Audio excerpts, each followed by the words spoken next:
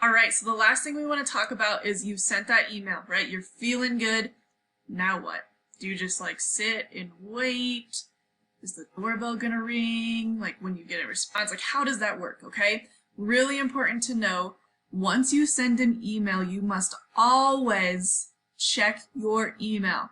Go ahead and say that to your pet right now. I must always check my email, all right? When you send an email, it's not just going out there, it's coming to us, the teachers that care about you so much. So please check for a response, all right? So let's talk about what is an appropriate response time.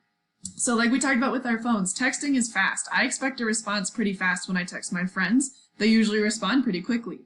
With email, it's a little bit different. It is still extremely efficient. However, sometimes your teachers are teaching. Sometimes we're in meetings. Sometimes we're doing things with our family if it's after school time, right? So you can expect us to respond within 24 hours if you send it on a weekday.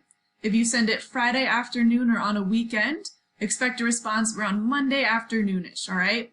Sometimes, guys, it just takes a little bit longer with email. We still want to use it. It is still very efficient, and it's our preferred way to communicate, but we need to recognize it is different than texting, okay?